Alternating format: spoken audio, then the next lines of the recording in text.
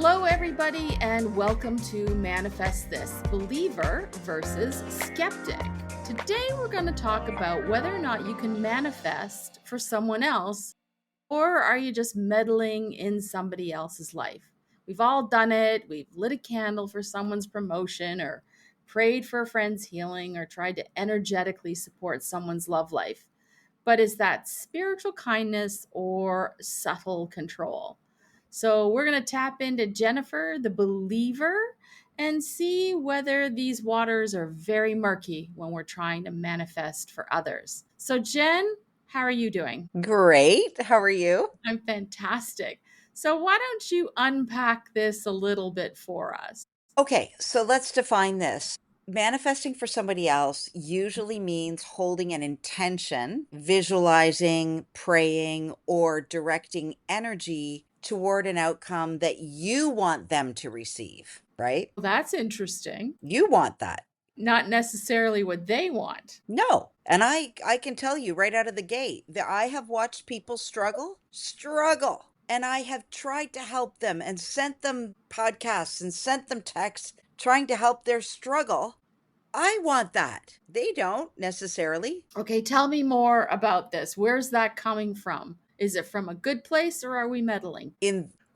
Listen, I think it's a little bit of both. Okay. In some cases, it's meddling because you want something for them that they don't necessarily want or are prepared to do the work on themselves. However, there is nothing wrong with saying a prayer at night. I mean, my boyfriend's mother, 91 years old, she has a prayer list in the morning that she prays for people, whether they're sick or, in her 91-year-old head, living with someone and she believes they're going to hell. She has a prayer list for people that she believes if she prays for them, it can't hurt. Okay. So that I believe there's a difference there. So, what does it mean if you're trying to manifest for someone else? Well, you can't manifest for someone else. Okay. You can't. Manifestation means that you have energy that is attracting things to you, right? Mm-hmm. So unless you decide I'm bad luck and we're standing next to each other and a lead weight falls off a building and it happens to fall on you because my energy is attracting such bad things, maybe, but you can only manifest your own reality on your own. Wishing for someone else, hoping that they would have something that they maybe don't or want an experience that they're not having.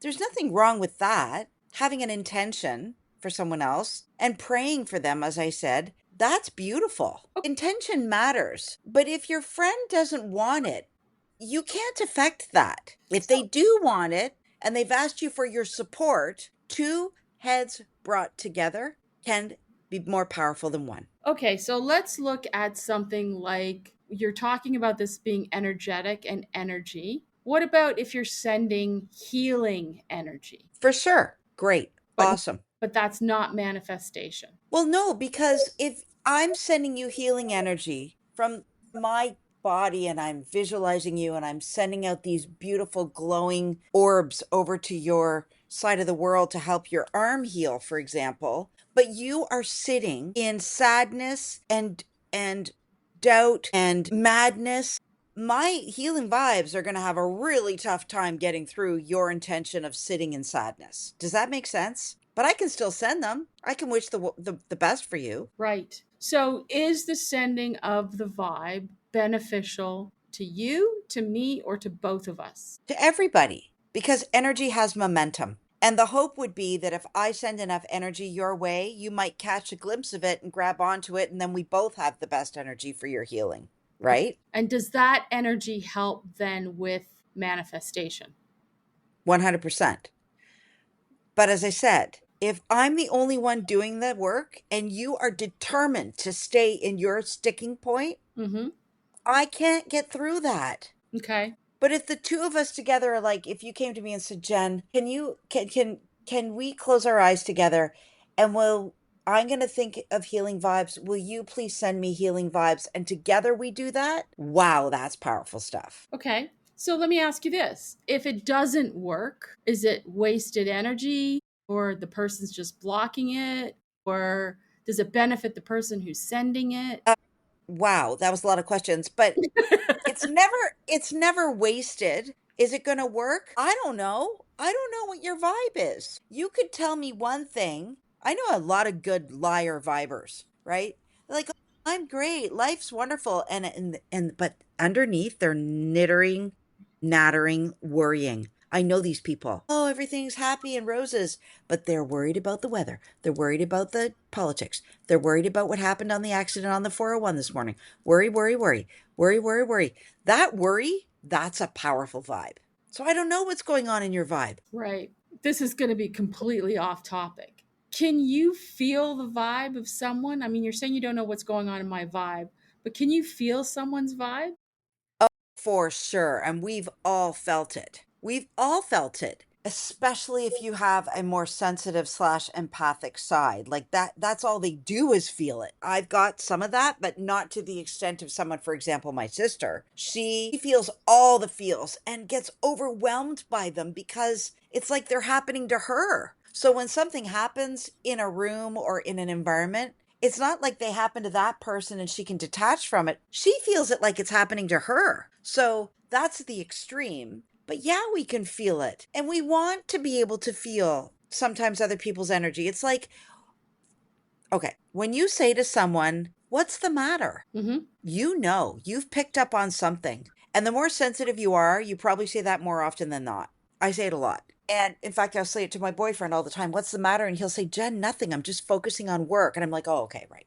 Right? It can be totally annoying too. So when someone says, "What's the matter?" you are creating matter and you have to decide whether that is good energy or bad energy. If it's bad energy, you are creating bad matter. So how does that affect your vibe when you're trying to manifest? Well, exactly that. So if your energy is less than great, usually people don't come up to you and say, "Oh my," well, they will. Someone might come up to you and say, "Oh my God, I love your energy." Like I actually get that all the time. "Oh my God, I love your energy." That means I'm on the right track, right? If I'm giving energy that is so good, people comment on it. That means I'm attracting really good things into my life. If, however, you're getting all the time from people, "What's the matter? Is something wrong?" That means you're not vibing at the highest of levels, which means you're manifesting or attracting things that are not at the highest of levels. Okay, so here's a question, and this might be slightly off topic because we're Okay. talking about can we manifest for somebody else? Right. And we're talking about our energy. What Mm-hmm. about, and I'm sure folks have felt this, those people who suck your energy? Yeah. Bye bye.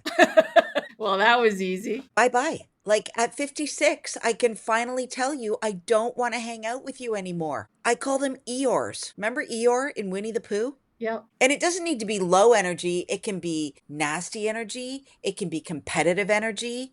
It can be egotistical energy. It can be comparative energy. We all feel it. You know, when you go out with a bunch of girls and for some reason you have decided you either don't have the right clothes on or you haven't shown up properly or somehow you're just not quite at the level you should be. Right.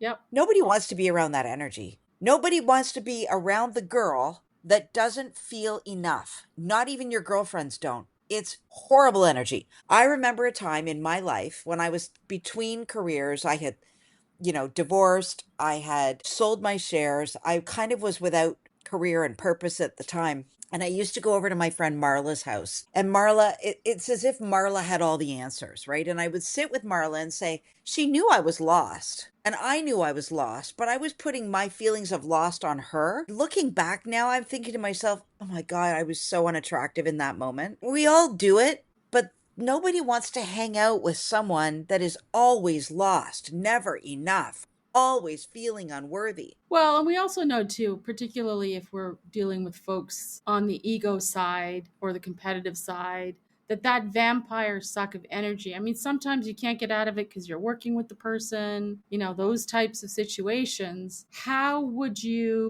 if you can't get out of the situation with the individual, how would you change your energy to protect yourself? Good point, and you have to, because again, if you take on that energy, think about it this way. If you don't want to hang out with them, do you think the good things in life want to hang out with them? Same thing. Mm-hmm. Nobody wants to hang out, not even things, money, babies, lovers. Nobody wants to hang out with that kind of energy. And so you have to protect yourself. So I lie to myself. I tell myself a different, I do. I go out and say, oh, this is going to be the best time. I just love her. I love her. I love her energy. I love what comes out of her mouth. I love her. And when you bring that energy to the party, they'll change. You watch, they'll change. Really? Do you have an example?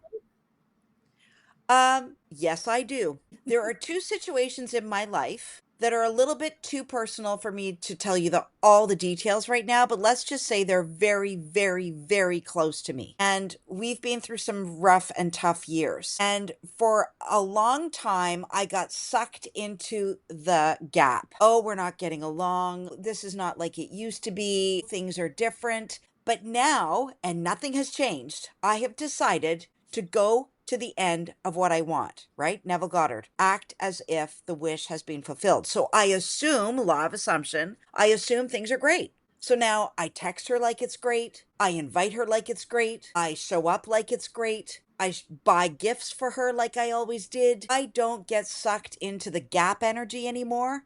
I live as if it's perfectly, awesomely normal. And I'm doing that in two of my relationships right now. And they're both personal relationships. And I can tell you they have turned around. So this is interesting as it relates to can you manifest for somebody else? Because while you might not necessarily be manifesting for them, Yes, energy that you have to manifest for yourself and to show up with that energy is changing the movement of the relationship. it is. So you're absolutely right. Now, again, the key here is you are doing this without an attachment to them. You are doing this because you want a better experience. I'll give you another example. There's a story in the book The Secret that Rhonda Byrne writes about where she says this guy who happened to be gay would go to work every day and he would get called names and mocked and have a terrible experience. And he also had this hidden dream to be a comedian.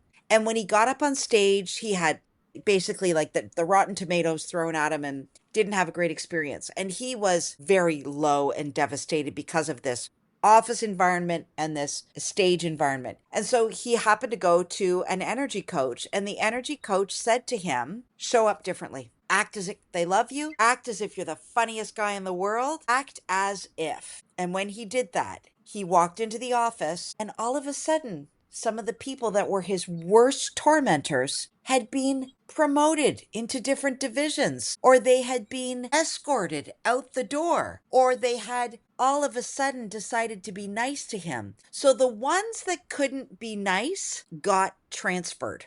They were taken out of his life because he was now emitting energy that they didn't vibe with anymore. They liked it when he took on all of their insults. Okay. Same thing happened on the stage. When he showed up on the stage like he was the greatest comedian that had ever been born, people started to laugh. That's amazing. So, what would you say in terms of a challenge this week for folks who are trying to manifest for someone else or have an intention for someone else? How do you show up for yourself? Well, there's a few thoughts here. Remember this, at the end of the day, your energy matters, but so does autonomy. So you can support someone else energetically without trying to rewrite their story. And that's what I've had to learn with some very dear people in my life is that I can't change the fact that they might be addicted to struggle, but I can pray for a better experience for them. Right. So, I would say support them in your prayers, support them in your quiet words to yourself, support them in your intentions, want better for them,